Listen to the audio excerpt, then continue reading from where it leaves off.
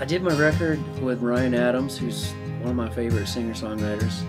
My favorite bite doesn't have a name. I was gonna produce a record of his, and then my father died. We obviously had to back burner everything. He had to keep going and make a record, and I just couldn't do anything. I was wrecked. A little bit later, he was in New York when I was in New York. I played him a few demos. He just dug right in and started like ripping songs apart, which you gotta understand, I'm somebody who has done all of my records pretty much myself. My day job is writing songs for other people. So when somebody else started just tearing apart my songs that I was playing right there on the spot, and I was like, well, maybe that's what I need. I play a bunch of different instruments and know melody and harmony and know how to record everything myself. That can become your worst enemy sometimes because you just won't stop with a song. So I needed somebody to argue with. And he was perfect for that because he's so opinionated and passionate. I was just the right amount of crazy to actually want to produce a producer. You ready? Yeah. All right, here we go.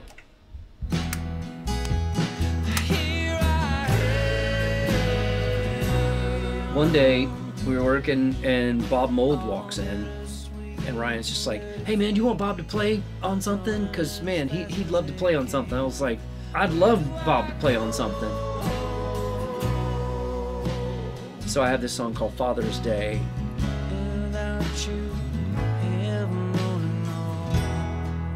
It's a pretty gut-wrenching song for me. Probably the heaviest song I've ever written lyrically, and I played it for Bob.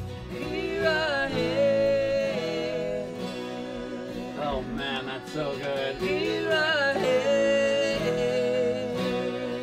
Oh. His father had passed away 2 years that week, so I think he identified with that one. Yeah, I like a little hesitation and stuff. He sang the backgrounds with me on it. Man, it just made the hair stand up on my arm. Yeah, that's super creepy. It's like fucking with me right now. I love it. I can't wait to mix that song a The process is completely different because most of the time it's just me sitting there at the desk. So it was cool. I was definitely out of my comfort zone. I'm used to being a control freak and doing everything myself, and I actually relinquished all power. What are the skeletons around the record that we haven't talked about? There was that 21 and Over song. I don't know if that, you know.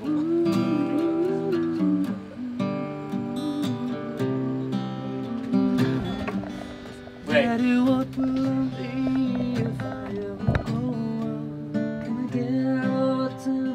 you fucking crazy? We have to do this.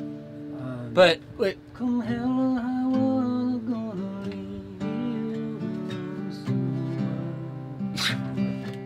Yeah. Do the verse again.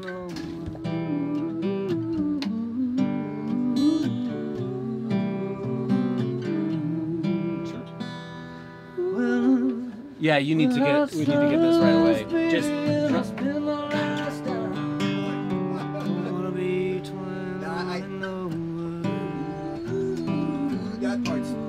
Okay, let's get set up. Can you get the lyrics printed out?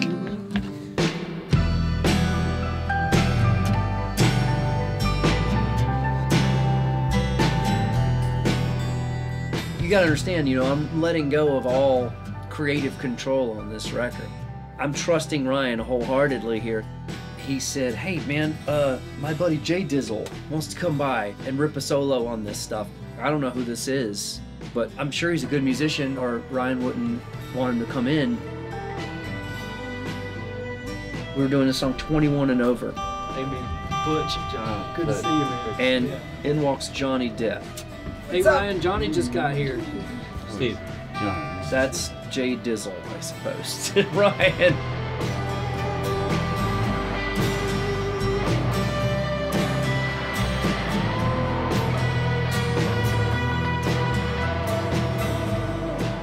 And he played an awesome solo that I would have never been able to capture the same way he did if I played it.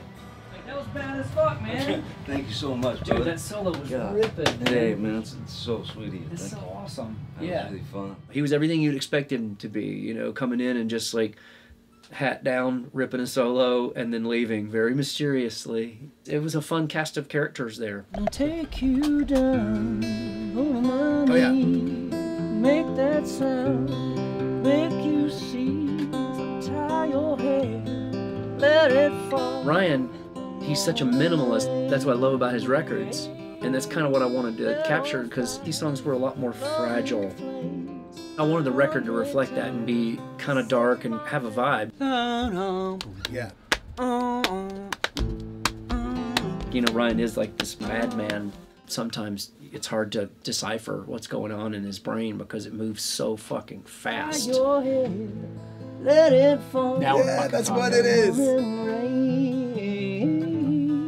Bet on fire, love and flame, 100 times. Bet on Say Fire. my name. Just tell me that's the name of the song. Sure. This is a This is hit Chris song. Isaac. Yeah, it's This is the No, Chris this Isaac is I the, wanted. This Yeah. is the real shit here. It all comes from the heart with him. If it makes the hair on his arm stand up, he doesn't care if it's filled with mistakes. He doesn't care if you even know the fucking song. If he feels it at that moment and it stops him in his tracks, he hits record. Okie dokie dokie daddies. Should we go over the song, or we all know it? And you're just like, they don't know the bridge. D minor, E7. And so you're just going with it. But it's pretty incredible what happens when you do that. The solo is... I'm kidding. You just have to learn how to let go of your pride and go, oh, I'm okay with that being out of tune, or I'm okay with that being a little fucked up right there, because those are the kind of things that when you listen to a record, that's why they don't get old. Take you down on my knees, make that sound, make you see, untie you. And man, that's a lesson to learn, because the only thing I've ever worn that I didn't regret looking back on in pictures 10 years ago was jeans and t-shirts. In flame, 100 times, make you say my name, lay in shock with me till the darkness ends, and I'll do it again. You know, if I could try to be an artist that makes records that are jeans and t-shirts so that they just get better with age, and you don't look back and go, oh my God, why did I make the Parachute Pants record?